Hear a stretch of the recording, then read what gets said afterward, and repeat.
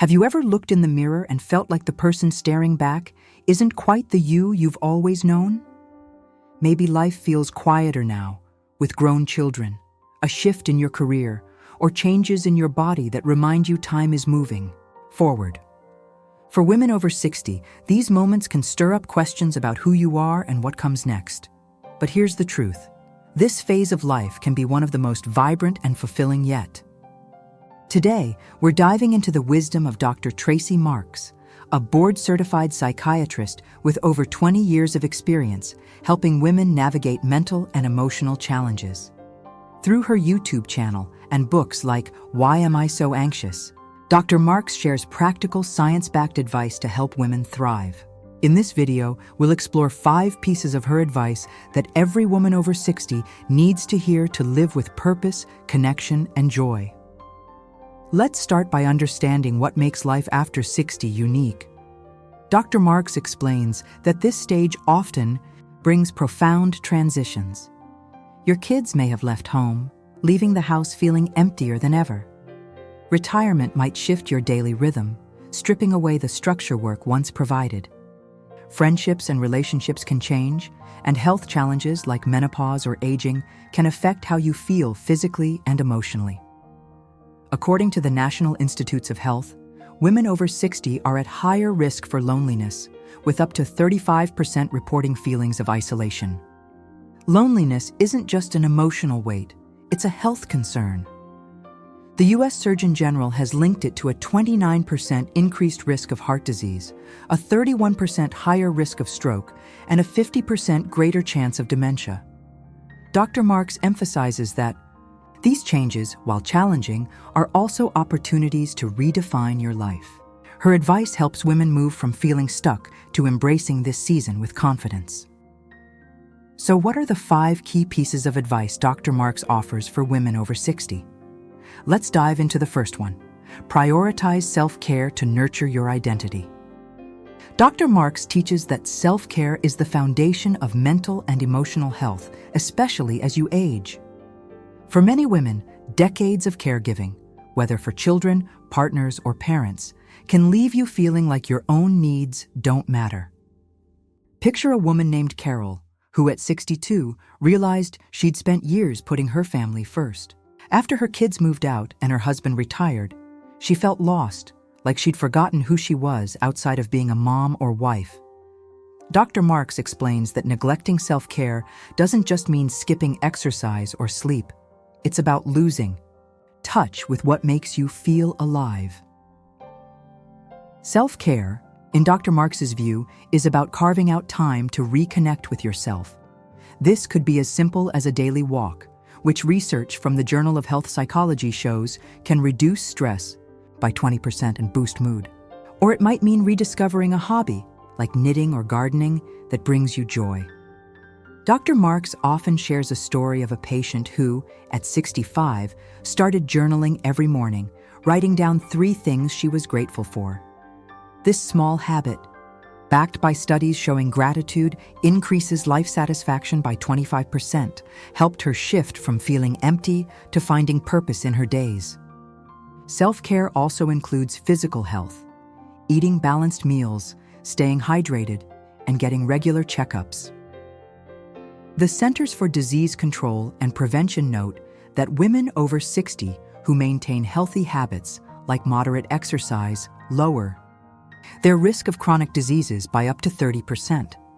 Dr. Marks stresses that self-care isn't selfish, it's essential. It's like putting on your oxygen mask first, so you can show up fully for yourself and others. Let's explore what neglecting self-care looks like. Maybe you're always saying yes to helping others, even when you're exhausted. Perhaps you skip meals or exercise because you're too busy, or you push aside your own dreams to support someone else's. Dr. Marks points out that this pattern erodes your sense of self-worth, making you feel like you only matter when you're serving others. Over time, this can lead to burnout, which a 2021 study in the Journal of Women's Health found affects 40% of women over 60. Burnout doesn't just make you tired, it deepens feelings of loneliness by disconnecting you from your own needs. Dr. Marks encourages women to start small, Set aside 10 minutes a day for something that feels nourishing, whether it's reading, meditating, or sipping tea in silence. These moments rebuild your relationship with yourself, which is the first step to feeling connected to the world. The second piece of advice from Dr. Marks is to embrace vulnerability to build deeper connections. Loneliness often stems from feeling unseen or misunderstood, and Dr. Marks teaches that opening up about your true feelings is the key to breaking that cycle. For women over 60, this can be tough. You might feel like you're supposed to have everything figured out by now, or maybe past experiences taught you to keep your emotions private. But Dr. Marks, drawing on research like Dr. Brené Brown's work on vulnerability, explains that sharing your authentic self creates closeness. Imagine a woman named Margaret who at 63 felt isolated after retiring. She didn't want to burden her friends with her struggles, so she kept her sadness to herself. When she finally told a friend, "I'm really missing my old routine," she was surprised to hear her friend say, "I've been feeling the same way." That moment of honesty strengthened their bond. Dr. Marks points to studies, like one from Social Science and Medicine in 2017, showing that open communication reduces loneliness by fostering stronger social ties. Vulnerability doesn't mean oversharing with everyone. It's about small, intentional moments of honesty with people you trust. For example, you might tell a friend, "I've been feeling a bit lost lately," or share a hope like, "I'm thinking about trying something new." Dr. Marks suggests starting with a safe space, like a close friend or a support group.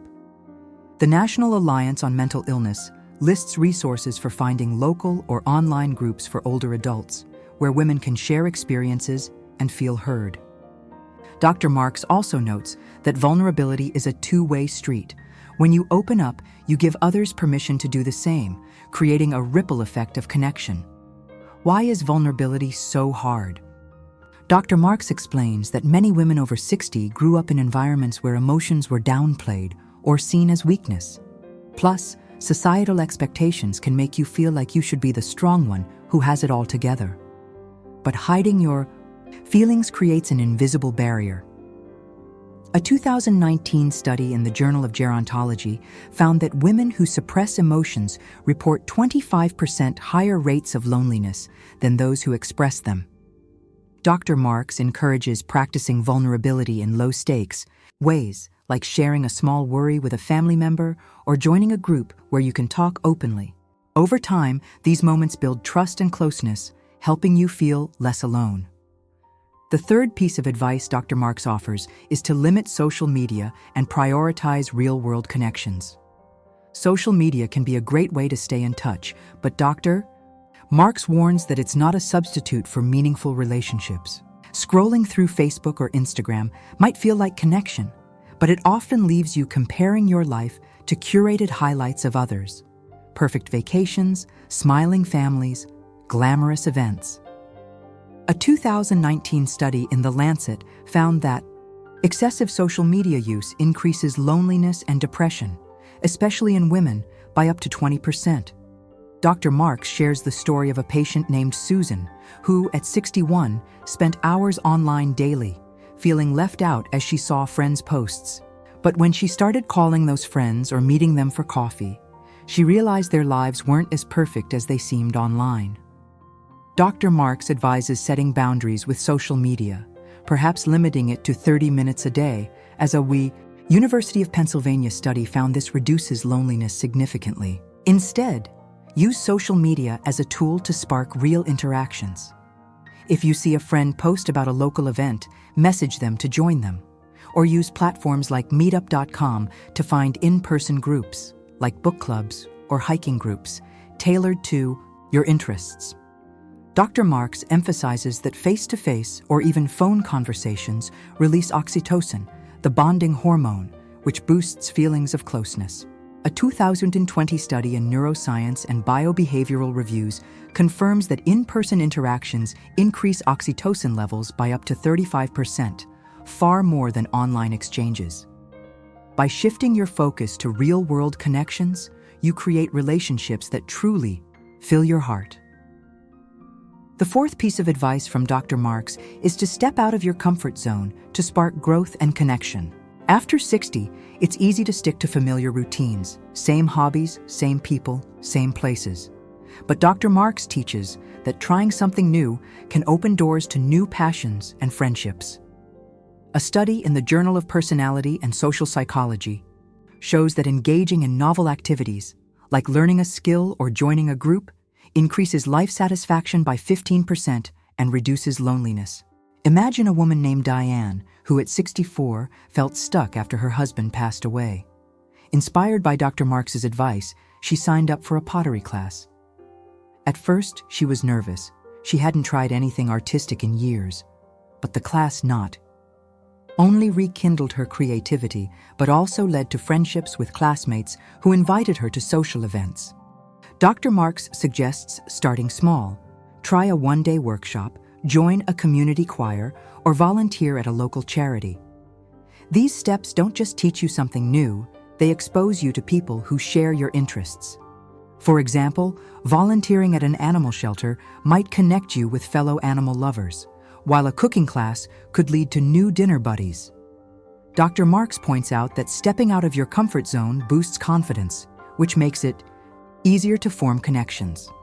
A 2018 study in Psychology and Aging found that older adults who engage in group activities report 20% higher social connectedness. If you're hesitant, Dr. Marks recommends setting a small goal, like attending one event this month and bringing a friend for support. The key is to take that first step, however small. The fifth and final piece of advice from Dr. Marks is to prioritize your mental health. Aging can bring emotional challenges, from menopause-related mood swings to grief or anxiety about the future. Dr. Marks explains that ignoring these feelings can deepen loneliness, as unaddressed emotions make it harder to connect with others. A 2020 study in Menopause Journal found that women over 60 are up to 3 times more likely to experience depression due to hormonal changes. Dr. Marks shares the story of a patient named Linda, who, at 66, felt overwhelmed after losing a close friend. She thought she could push through the sadness, but it only grew. Following Dr. Marks' guidance, she tried therapy, which helped her process her grief and rebuild her confidence. Dr. Marks advocates for tools like cognitive behavioral therapy, CBT, which a 2018 meta-analysis in the Journal of Clinical Psychiatry found reduces loneliness by 20–30% in older adults. CBT helps you challenge negative thoughts like, "I'm too old to make new friends," and replace them with empowering ones. If therapy isn't accessible, Dr. Marks suggests self-help resources, like her book, Why Am I So Anxious?, which offers strategies for managing stress. Mindfulness apps like Headspace or Calm, which she recommends, can also help you stay grounded. For example, a 10-minute daily meditation can reduce anxiety by 15%, according to a 2019 study in Frontiers in Psychology. If you're experiencing persistent sadness or low energy, Dr. Marks urges consulting a doctor, as medication or lifestyle changes can be transformative. Mental health care is a sign of strength, not weakness, and it's a critical step to feeling connected. Now, let's put Dr. Marks' advice into action. First, for self-care, commit to one nurturing activity daily, maybe a walk, a gratitude journal, or 10 minutes of reading. Dr. Marks suggests scheduling it like an appointment to make it non-negotiable.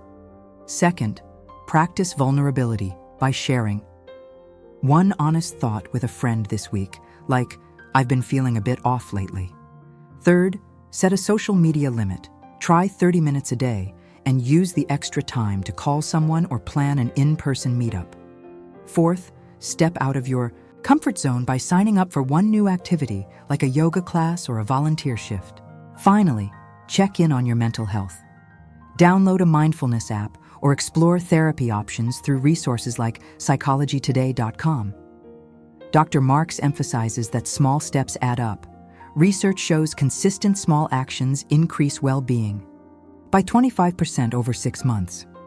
Reflect for a moment. Which of these pieces of advice resonates most? Are you neglecting self-care, hesitant to open up, or stuck in a routine? Dr. Marks's teachings show that you don't need to change everything overnight. Pick one step to start with. Maybe it's writing down a goal, like joining a local group, or calling a friend to share how you're feeling. A 2021 study in behavioral research and therapy found that setting specific goals boosts success rates by 40%. If you're feeling overwhelmed, Dr. Marks reminds us that you're not alone. Reach out to a friend, family member, or professional for support. As we wrap up, let's remember that life after 60 is a chance to redefine who you are and how you live.